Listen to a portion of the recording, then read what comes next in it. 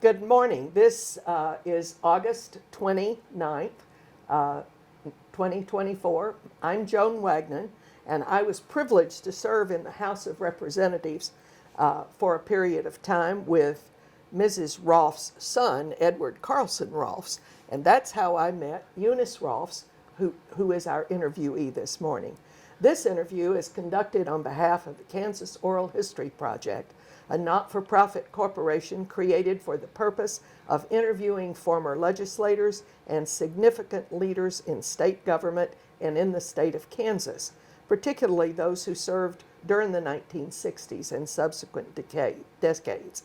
The interviews are accessible to researchers, educators, and historians, and public through the KOHP website, ksoralhistory.org, and also available through the Kansas Historical Society and the State Library. Transcriptions are made possible as a result of the generosity of our donors. Videographer today is David Heineman, former Speaker Pro Tem of the Kansas House and a longtime volunteer for the Kansas Oral History Project. Well, that's kind of the introduction of who we are, and now I am privileged to be able to interview you, Eunice Rolfs, as a part of our notable Kansans collection of interviews. We are in Mrs. Rolfs' home today in Junction City, Kansas, and she has agreed to speak with me about her life, her family, and especially her famous father, Frank Carlson of Concordia, Kansas. Well, it's so nice to have you here today, Joan. Thank you. And I'm going to start my interview with you talking about Frank Carlson. Good. Frank Carlson was born on January 23rd, 1893 in Cloud County, Kansas. And his parents were Charles and Anna Johansson Carlson. They lived on a farm, which they eventually were able to buy. And how they were able to buy this farm is, first they had to come from Sweden. Oh, my. Now, Charles came from, I don't know what state in Sweden. His wife, Anna Johansson, came from, I think it was called Varmland. My husband and I were stationed in Bremerhaven, Germany in the 1950s, and my parents came to visit us, and we went to this church, Lutheran church, just the most picturesque spot, practically on the Norway coast. It was all trees, it was beautiful. Every child in Sweden is listed when they are born in a Lutheran church, is the way I understood it. And there was my grandma's name. We were so proud to see that. After we left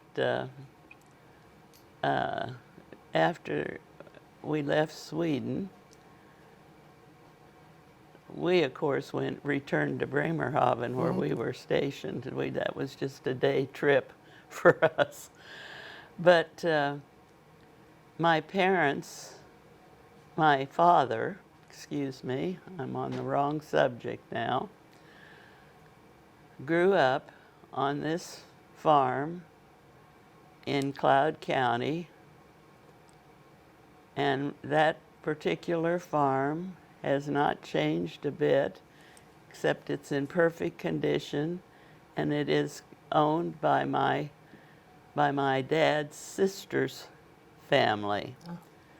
And it's west of Concordia, and this is where when he was growing up, they only spoke Swede in their home, and he learned English when he went to school and started grade school. Now, the library in Concordia has this bell from that schoolhouse as you walk into the library.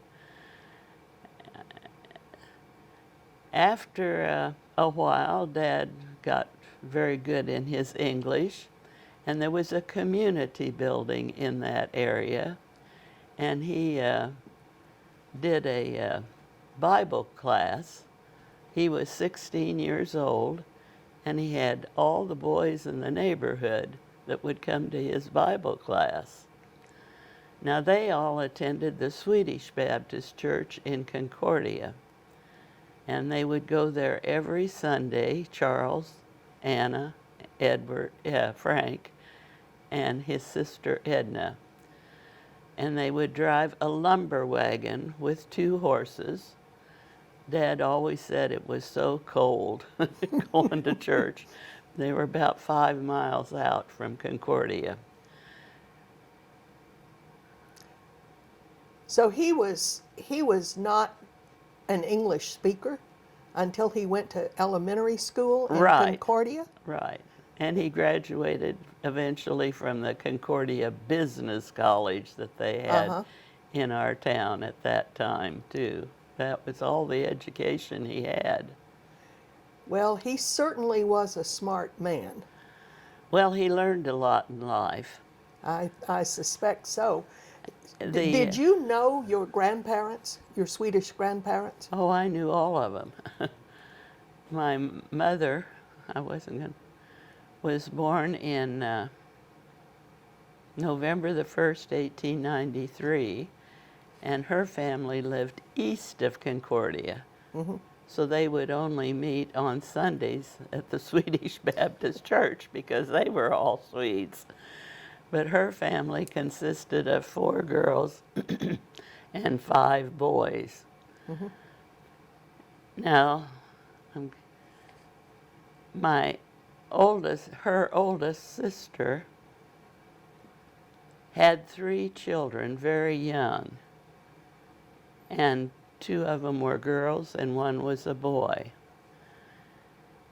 And one year, the husband of this sister of Alice, husband died, and she had this son, and he was to go to Frank and Alice's house for the summer. And they were so happy to have Millard. I was not around yet. And he helped on the farm. He also worked for his grandma and grandpa Carlson, and he would always get a silver dollar from Grandma. He was so proud of that silver dollar. He used to show me that when I was little. I didn't get one, but he got one. So he was quite a bit older than you. But that year, yes, he was about, I don't know, not quite 10 years, but he's older.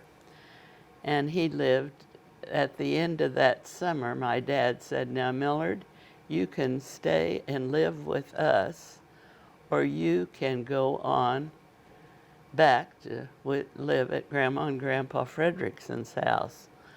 Well, he decided to stay, and to his dying day, he said that was the smartest decision I ever made, was to stay with Frank and Alice, because he finished college, and Dad helped him get set up and business and what have you, and he was a newspaper man. He graduated at Washburn, if I remember correctly. Yeah. I think I saw the exhibit in the Frank Carlson Library. Yes, Where it talked about him being a newspaper man. Now, you were born in 1926. I didn't come along till 1926. So he was practically grown by then. Yeah, he's getting pretty big. Yeah. The pictures I have, he looks big. So you were the only child, but not really, because Millard. Right. Yeah. What kind of things did you do when you were a kid? Well, on our farm, there were lots of jobs. We had chickens. Chickens were one thing that I was sort of involved in. I had to pick out the eggs from under the old hens, and that just scared me to death, always. And we would fill this big egg case and take that into, Mother and I would go to town with that egg case to the locker plant where they would sell those eggs, and we'd get money always, Yeah. I know. But I never remember ever hearing anything about money in our house. Really? No, never, never, never. I guess we just survived. I don't know. I just never heard. And we always had food. Mother did all the cooking, and we had, that's another interesting area, was our kitchen. I say we lived in the kitchen. We had a living room and we had a dining room. But the only times we went to the dining room was when the harvesters would come. And sometimes there'd be maybe 12 men come to help, neighbors. Mm-hmm. And in the living room, we had a piano, but that's and an old radio that squeaked. I remember that. They would turn it on once in a while. But nothing like what we have today, our TVs. Who we played come the in. piano? Nobody. Really? It just, I guess, that just sat there. I'm not sure why we had that. Mother had a sewing machine. And that sort of gets back to the Central National Bank, because Mr. Pierce, the founder of the Central National Bank, how he sold enough sewing machines so he could start the Central National Bank all over around out of Junction City. So maybe Mother bought her sewing machine from Mr. Pierce. We don't know, but she sewed all my clothes out of flour sacks. They would get I think they were flour sacks. They always had pretty designs on them, and she made my dresses. I always had a dress. I remember and going to school, we always had plenty of warm clothes on. We had to walk 1.25 miles to school. My cousin lived just down the hill from us, and we would meet every morning to go, plus all the other kids would come from the west. So we were a whole group going down to school together. It was always fun. But my playmate would be my cousin Pauline, and she remained a friend of mine until she died in That's good. Topeka not too many years ago. Did So- your mother have a treadle sewing machine where Yes. she had to pedal it to make it Yes. sew? And That's that- what my grandmother had. And mine is now in the Geary County Historical It's a Society, good place for it. and it still works. I'm not surprised. Yeah, Yeah. we just gave it to them, Tom and Shannon. Rolfs had been Yeah. using it, and it has now been removed from their property to the Historical Society. We're finally getting some things moved. Do you have any early memories of going to church or school Oh, or my goodness. birthdays or We went harvest to, celebrations? I don't ever remember getting a birthday present. Really? Never. The only present I remember is getting a new coat Yeah. just before we went to Washington, D.C. I'll never forget that beautiful brown coat.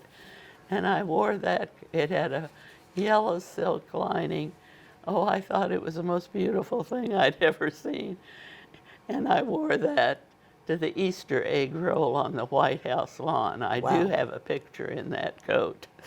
But I still had my long socks that we had to wear to school. Mother still put them on. Here I was. Well, you had And I did a lot of carrying of buckets of water. oh, We I had can no imagine. water. You had a well, didn't you? Well, the well was at the barn, Oh, okay. and the barn was a long way from the house. So that was a job they could give to me. So I would put my buckets of water in my wagon and try to get to the house. But of course, the road is pretty rough. But I would get those buckets of water, and the big old black stove we had that Mother had to cook on, of course, sat in one area of the kitchen, and it was huge. It had what they call a reservoir, which made humidity in the room, and we had to keep the water in that. And we also had a sink in the kitchen that had a pump. A pitcher pump, I bet. And where you pumped it. And if it rained, we were able to get water out of that. But very seldom did it rain in Kansas at that particular period of my life that I remember. And it had a drain that went somewhere, I don't know where. We also had a deep well that I never got to go near, but they had a rope, and they would tie the cream on a bucket and put it down that well to keep it. Because it was cool. It was cool. And So it was a dug well, big well. Yeah, big well. We also had on our back porch a refrigerator that took ice, and we had to always buy, I don't know how many pounds of ice, but we'd buy it and they'd cover it with a rug, and then we'd have to travel home 3 miles as fast as we could in this old car. And of course, I have no idea what kind of a car we had, but sometimes they had to crank it up in the front with a tool, and Dad would get out and wind it up. I don't know what that was. And now I can really get off the subject. I think you're doing fine. You have painted a picture of family life in Concordia, Kansas, with Frank Carlson when he was an active farmer. And this is in the 1920s. And part of the Depression started with the stock market crash in '29, but I think the farm economy was pretty depressed from what I've been able to read throughout the 20s. And so despite the fact that times were tough all over, you had clothes to wear. Yeah. You had food to eat. Food to eat, and you did like every other farm kid. Yeah. And you hauled water and Yeah. picked up the eggs from the chickens and Yeah, and I also, Mother would kill the chickens. yeah. Did you ever help with that? Oh, yeah. She just had her, the log, and she put that chicken down and whacked that head off. And then put it in a bucket of real hot water, and I'd have to help Pull pick the out feathers. what were they called? Pin feathers. Pin feathers, yeah. I've done that too. You've done that too, yeah. Yeah. Well, let's shift gears a little didn't bit. get to church. We went to church every Sunday morning, every Sunday night, and every Wednesday night for prayer meeting. So we went to town 3 times. And the church was in town. You were about 3 miles out of town. Right. Why was it a Swedish Baptist church and not a Swedish Lutheran church? They just hardly any Lutherans in that town. Really? It's a funny thing. The Swedes, the way I understood it, they left Sweden because they wanted to be Baptists. Oh, okay. I didn't know that. So that's Well, I don't know either, but that's the way I understand it. okay. And Concordia is made up of 2 types of people, the Swedes and the French Canadians. Now the French Canadians made the beautiful Catholic church, the hospital, they have school, Nazareth Academy, the hospital, a home for their clergy. They had the bishop's house there for a while, but that was moved to Salina several years ago. The Concordia was crushed when they moved that to Salina, but they did. And the French Canadians and the Swedes just all seemed to get along real well.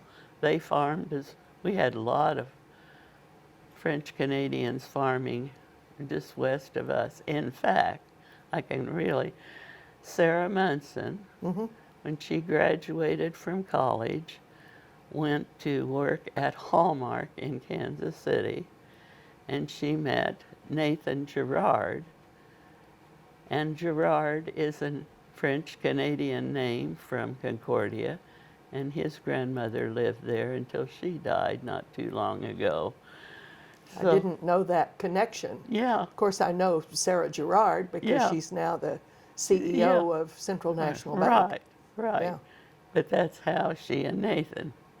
My goodness. So her kids are half Swede and half French Canadians. They probably don't know that. Let's talk about Frank Carlson for just a little bit. He was born, according to my notes, in 1893 in Cloud County. He was a World War I veteran and a farmer.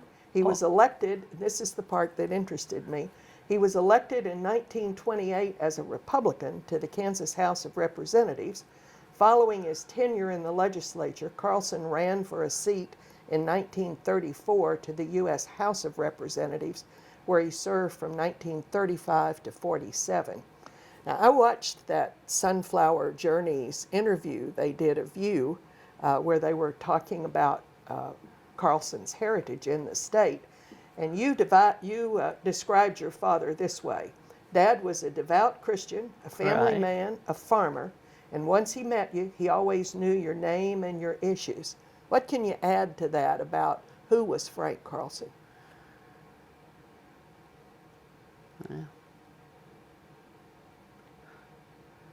Well, he really made a name for himself when he was Republican state chairman, which he was after the legislature in 30? I guess he 31 was probably when he left. When he probably was 32 then. And then he went, how he did it, he went to every newspaper office in Kansas. He would meet the newspaper man and ask him who the leaders of the town are. They would tell him, and he would then meet the leaders in all these towns.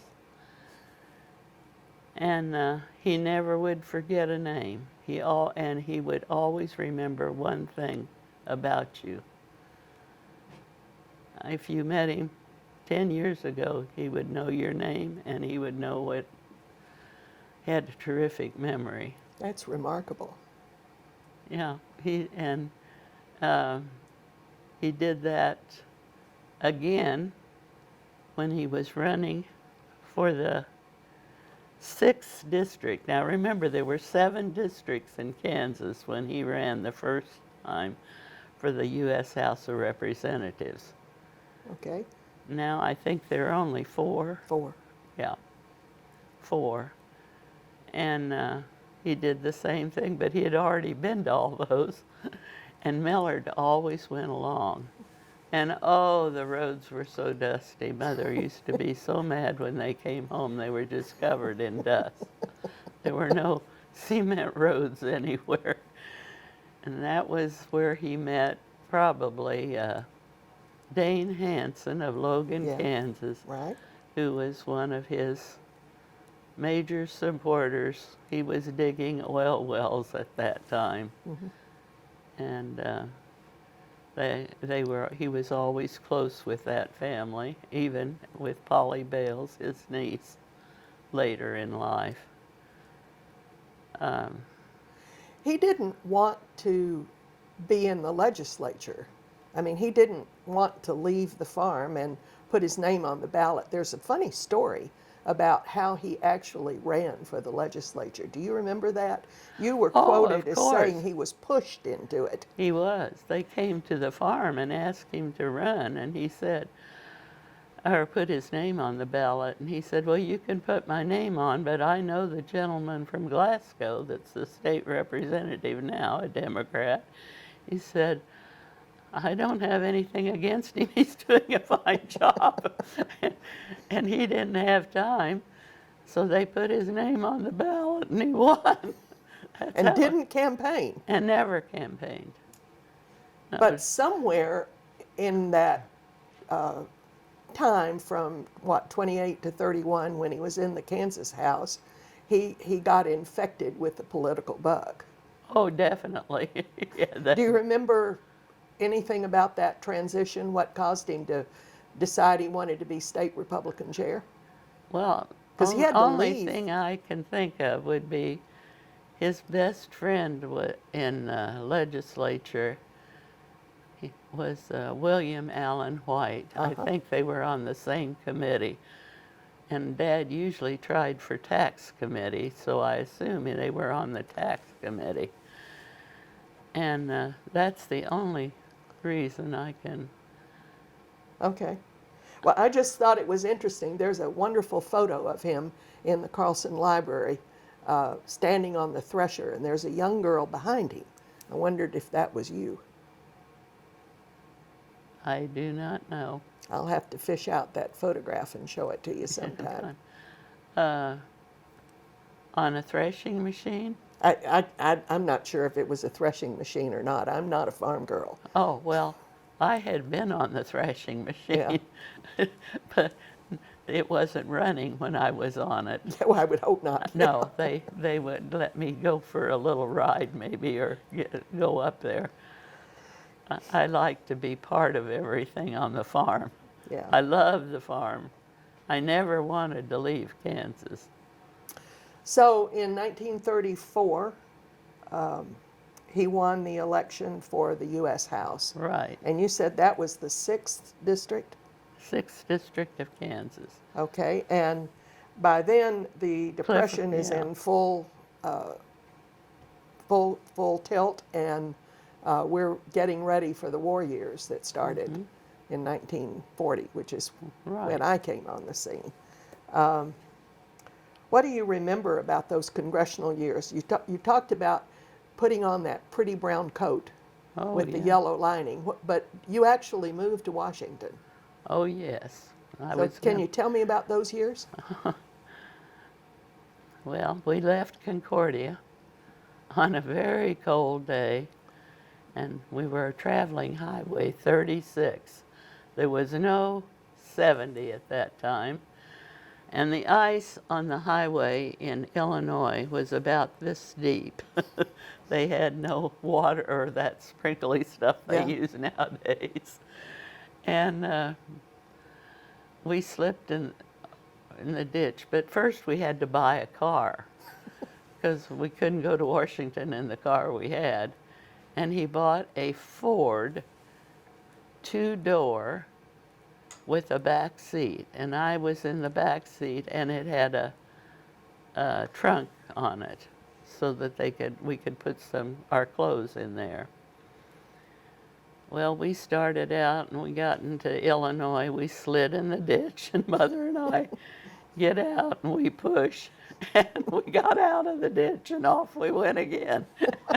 I'll never forget that trip. You were what, about eight years old? Yeah, 8 years old exactly. I was going to be in the. Third? I was finished the 3rd grade when I got to Washington. Well, we finally get to Washington, D.C. And the reason we are going to this Burlington Hotel is because the vice president under Herbert Hoover, the Indian from Topeka. Now, what is his name? I cannot remember it. Oh, Curtis. Charles Curtis. Yes. Yes. Yes. Our videographer, David, is a good source of Good. things I can't remember. Anyway, they didn't have a home at that time for vice presidents to live in. He lived in the Burlington Hotel. And he told Dad that this was a nice place, would be fine for us to live Good. there. So that's where we went. And we lived in the Burlington Hotel until the middle of my 8th grade. Oh my goodness, you stayed there a long time. Well, no, we lived there only between January and June Oh, I because misunderstood. Congress always adjourned when school was out. They never stayed in session until the next January. Just imagine how nice that would be, that we wouldn't have to have them back there all this time. Yeah. It probably is a good adjustment to make. Yeah, it would be a good adjustment if they could go back to those days. And in Washington, our first trip was to go to the old Cannon building, which is still in use today. It is. His office was on the first floor, and you just walked in the door. There was no police, no nothing. You just walked in these beautiful marble steps. There wasn't a soul around when we went that first time. And Dad had a key to the office, and we went in and looked at it. And then I was going to go to school down near the Capitol because Mother was going to take me to school every day. They didn't trust the neighborhood, I guess. I don't know. But we would all leave in the morning from the Burlington Hotel. But when we arrived at the Burlington, here stands this very tall black man. I had never seen a black man. Concordia didn't have any. I'm not surprised. So I was just in complete shock. We go in, they take our suitcases up to our room, and here's 2 elevators with 2 black men. And then I had my own bed. I couldn't believe it. I was still sleeping in my crib at 8 years old in my parents' bedroom. We each had our own bedroom. I even had a dresser. I was so excited. So that was our years of living there till the 8th grade. But we had different apartments at different times there. And eventually we got a kitchen. First, we didn't even have a kitchen, so then we had to eat our meals in the dining room, and that was another learning experience, sitting and waiting for the food. I wasn't used to that. Mother always had everything so perfect. During the time that Frank Carlson was in the U.S. House of Representatives, he championed a number of things. There was an Agricultural Adjustment Act that he helped get passed that helped farmers, which made a whole lot of sense to me, being a farmer, that he would be involved in that. Of course, it was Franklin Delano Roosevelt's Agricultural Adjustment Act, but your father was not hesitant to support a good idea. Oh, he supported wonderful ideas. Even if they came from Democrats. Right. Yeah. And especially getting electricity to all the farmers. The Rural Electrification Act. Yeah, right. My childhood memories are not as vivid as yours, and I was I'm a little younger than you, but my dad worked on the REA, and I remember him going around and when electricity finally came as a result of all of that. Right. So I spent a lot of time riding in his pickup truck in farm roads, where he was out visiting people, trying to get them hooked up and connected to the REA. I'm trying to think what else he was involved with. Seems to me he did a lot of road building. Right. And electricity. And he was always on the post office committee. Yes. And Kansas got a lot of new post offices when he was in Congress. Well, so he's well respected as a congressman. He is easily winning re-election. Is that correct? Everyone but at one. I remember he came in the next morning and said, "Oh, we won by the skin of our teeth." That's the only time. I don't know what election that was, if it Yeah. was a primary or a general election. Yeah. But he decided to leave Congress. Can you tell me why he did that? No? I thought he came home to run for governor. Oh, is that when he did that? Yeah. I Oh, think well, so. that's why then. He came home to run for governor. Yeah. He left Congress in 1947, and he ran for governor in the fall of 47. And from 47 to 50, he's Governor Carlson. Right. And So- those were the years when you could only run for 2 years. Right. And then you'd run again in 2 years, and then that was it. Yeah. So you spent a lot of time campaigning if you Yeah. were in the U.S. House or if you were governor. So why did he decide to move back to Kansas? Where were you at that time in Well, 1947? I probably was the cause. He wanted me to stay in the they wanted me to stay in the East and go to college, and I said, I'm not ever going to live back here. I want to live in Kansas. And so then it was decided between K-State or KU, and I don't know, we just picked KU. It didn't make any difference to me. Just wanted to come to Kansas. And before that, well, it's kind of interesting. In 1940, when I was in the eighth grade, Dad said, we're going to buy a house. We've lived in this hotel for so many years, and people from Kansas keep electing me. And so that's what we did. He bought a house, but then he sold it, of course, just before when he was elected governor. And Do you remember where the house was? oh yes, Chris and I were Chris is your daughter. Yes, and we drove by that house probably about 5 or so years ago. Because that's where I graduated from college, and I mean high school, and I graduated there in what is Anacostia High School, and that's where our house was. That was a whole new section of Washington. Well, it's the drug area of D.C. now.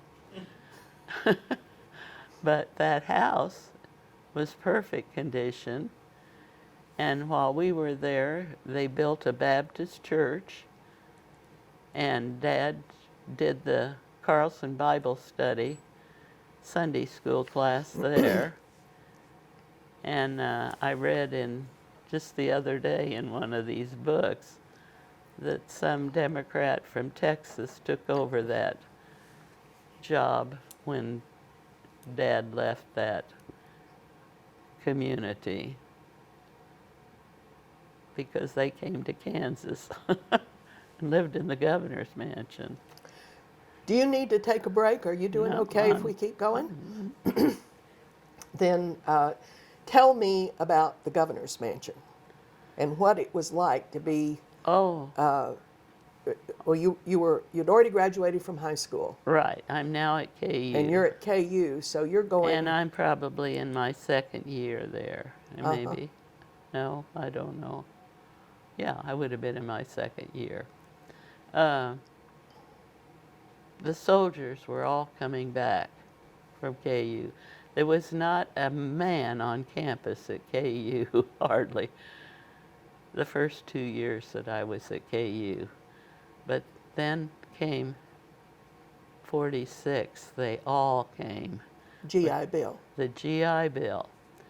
And Ed had gone to KU before he was in the Army. You're So talking about your husband, Yes, EJ. EJ. And so he came to KU, and I met him through my sorority sister, whose boyfriend was in the same fraternity as Ed. And they set up a blind date, and I knew when I first met him I was going to marry that guy.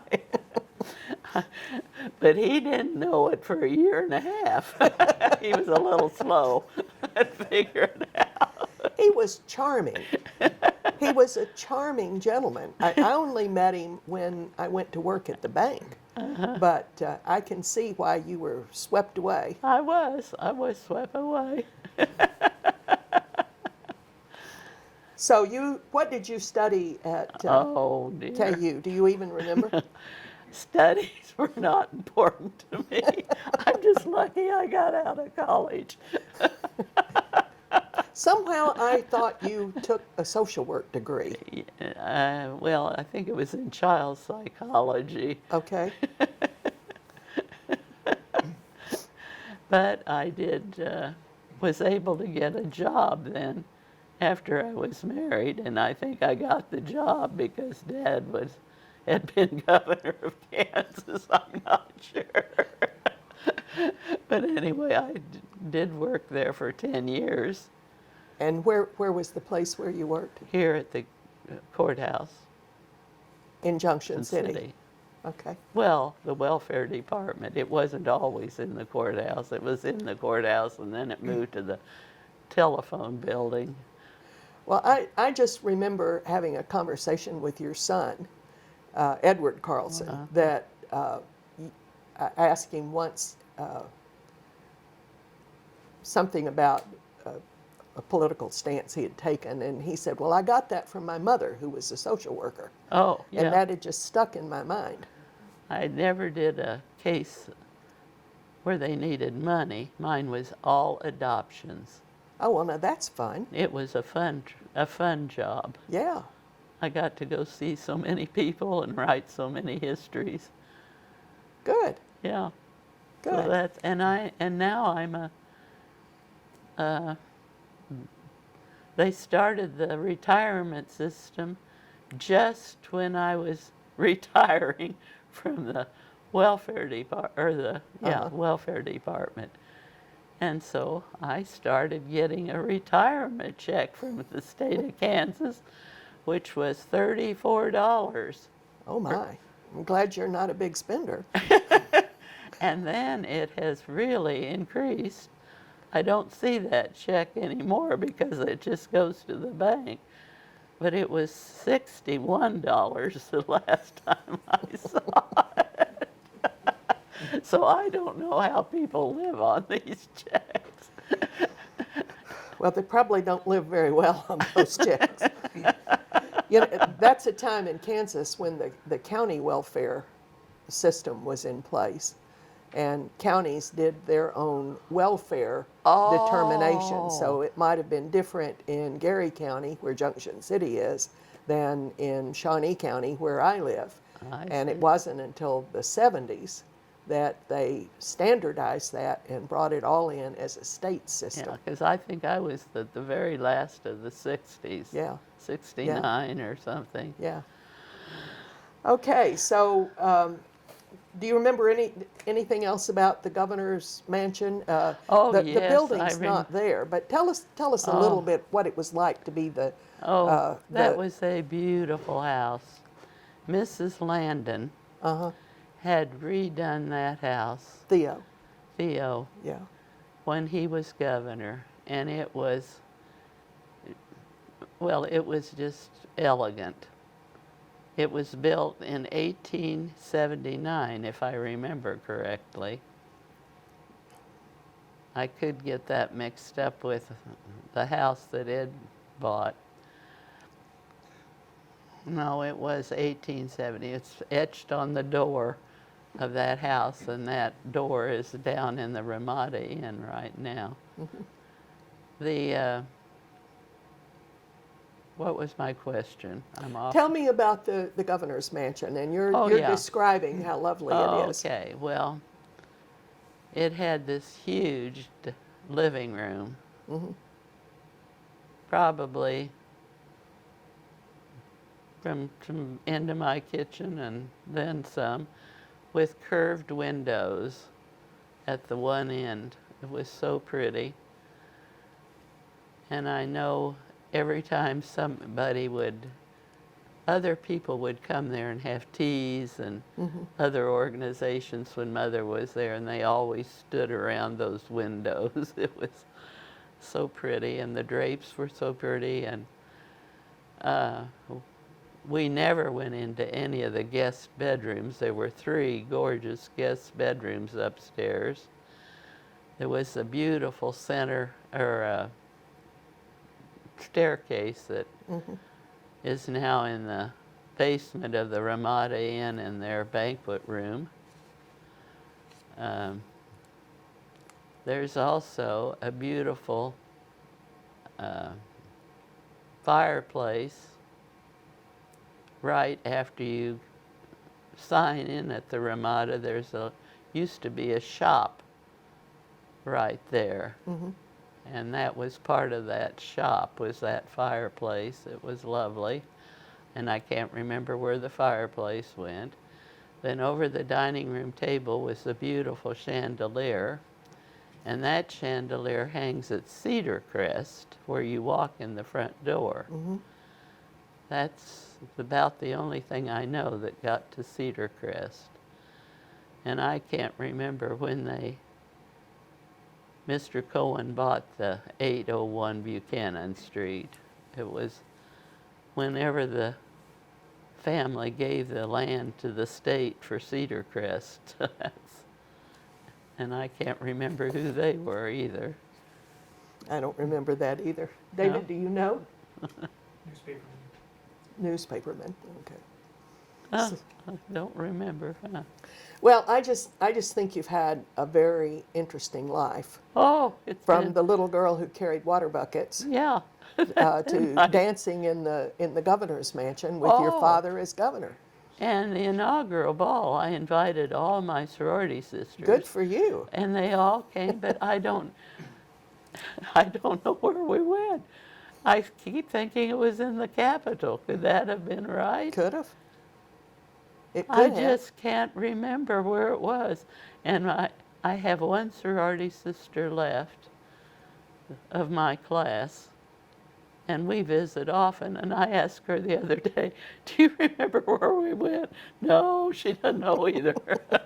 But we had fun, she said. Well, I'd like to kind of wrap up this conversation about Frank Carlson and then ask you about your family. So I'm going to hold that for a minute. But Frank is the only Kansas politician who served as Kansas governor, a Kansas state representative, a United States representative, and a United States senator. He retired in 1967 and continued to oversee his farms. And I think, at least according to the Carlson Library, he had 3 in Cloud County. Well. So after he was governor, someone who was the United States senator resigned, somebody named Darby. And he appointed Darby to the U.S. Senate, and then Mr. Darby just didn't want to stay. And so Frank Carlson became the United States senator. And he was there from, I guess, 1950 to 1967. And how did he get the title Kansas' favorite son? Do you remember that? No idea. Okay. When I looked up his achievements at the Carlson Library, he founded the National Prayer Breakfast Oh my and goodness, recruited that's President Eisenhower to speak. So were he and Ike good friends? Oh my goodness, yes. So tell me about that. Well, that's when we were in Bremerhaven.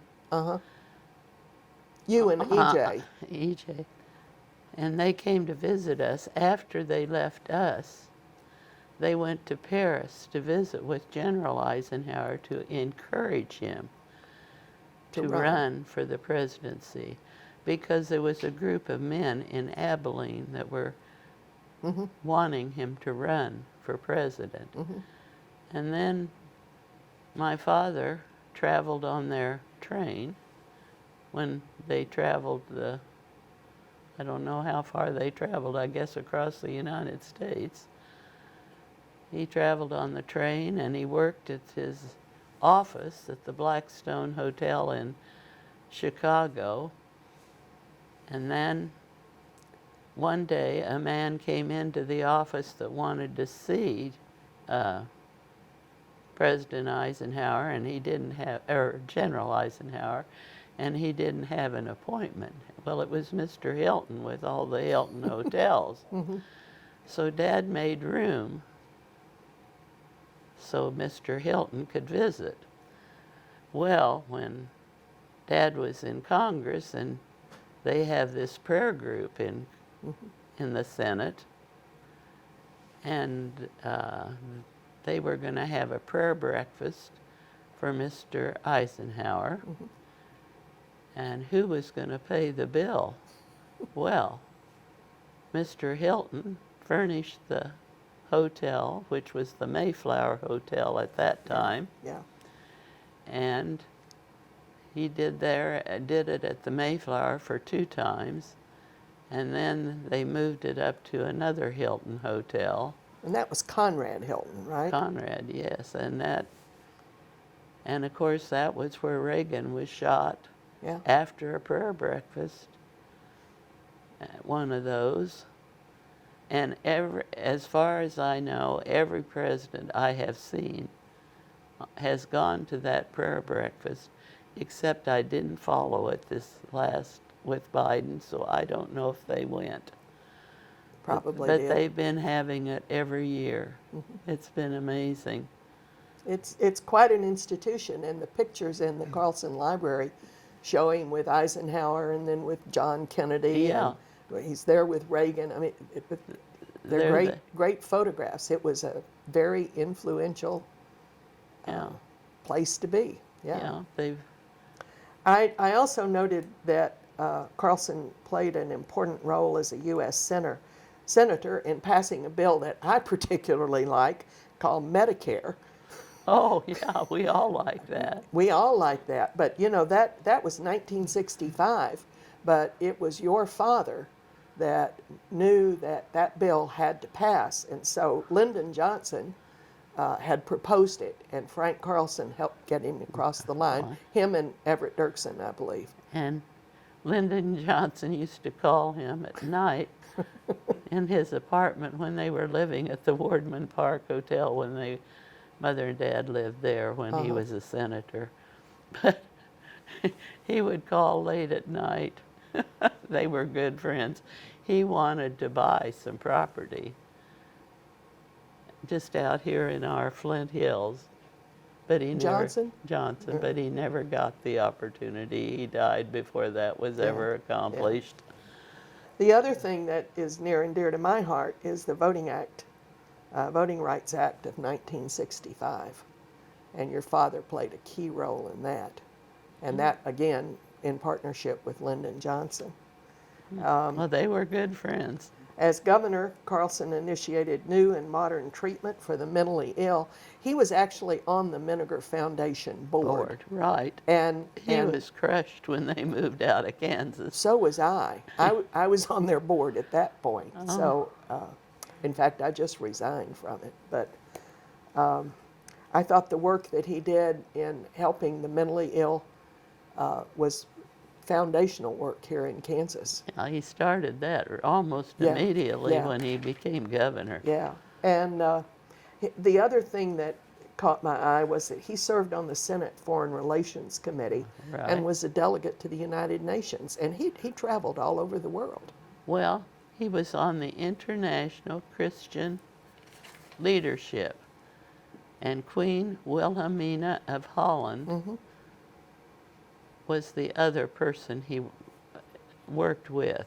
They were both the head people on that. and he was all over. Yeah. Mahatma Gandhi, I remember, was one he visited in India. Well, he was everywhere. He went around the world.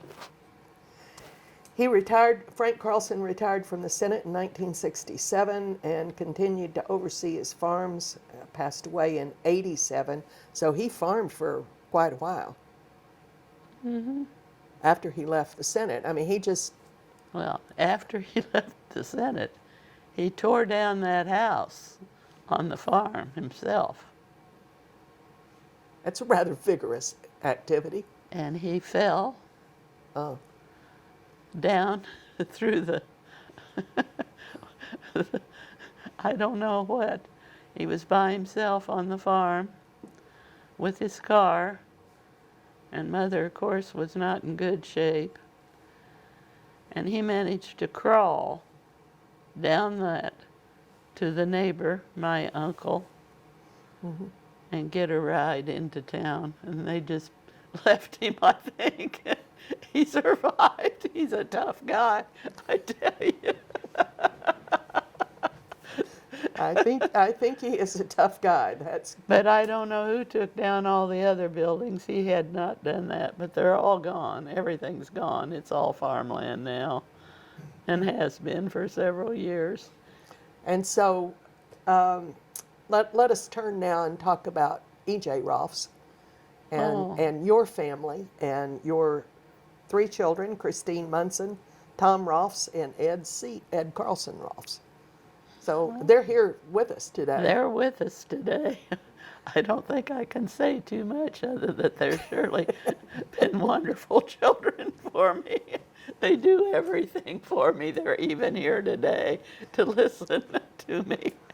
Well, you are now, I guess, the matriarch of a banking family where your granddaughter is running one of the big banks in Kansas with, what, 26 different locations? Is it still 26? Yes, it is. Yeah. See, So tell me about your family. well, I have 3 children. Christine is the oldest, and just celebrated a 50th wedding anniversary. Edward C. keeps us busy. He does all the farming for us around farms here in Clay County that we own. And Tom keeps all the book work for us for the farms.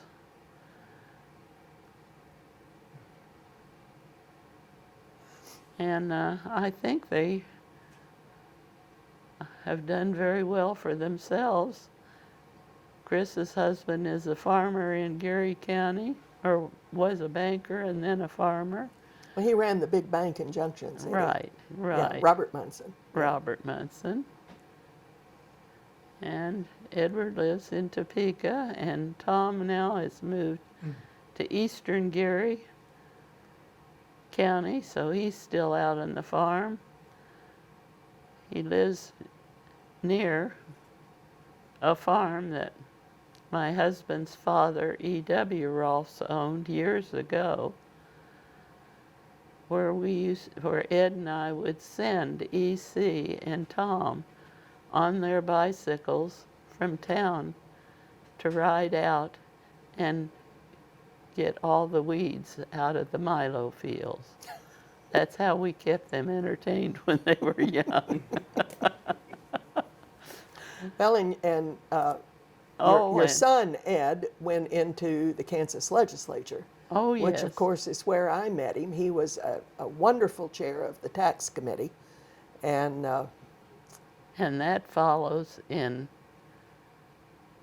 Frank, too. Frank was always on the tax committee, the Ways and Means. Post Office, Ways and Means, and Senate Foreign Relations. Right. That just seems to have run in the family. So several of the major tax reforms that we've had in Kansas, your son chaired the committee in the House that brought those about. So I hope to have a chance to interview him at some time about those Oh, tax issues. But you've got a wonderful family, and they're well respected in the banking community, having lots of banks all across the state Right. that yes, they've made many friends across they the have state. indeed, and they have made a little money doing it, Right. which is okay. Right. They- Well, I thank you very much for taking time to sit with me this this Oh, morning. And do you have any final thoughts about the state of affairs in Kansas, or no, things that you no, remember from I can tell your you family? another very sad story that stayed with my dad all his life Okay, was World War I. please tell me. He was stationed at Fort Riley during the flu epidemic, and he said that was such a terrible, terrible time. All the soldiers were dying from flu, and he said they were just young kids. He himself was a young kid, but he called them young kids, and he said they were all screaming for their mothers, and of course there was nothing they could give them. We had no medicine at that time for that flu that they lost so many soldiers. And he was so lucky. They sent him to Fort Sam Houston, Texas, because they were going to go overseas to Europe. Well, he gets to Fort Sam Houston, and the general calls them all to attention and says, would there be anybody, any soldier that doesn't smoke? And so Dad stepped out. They asked him to step forward. Dad stepped forward, and he was chosen to be the chauffeur for the general, because this soldier had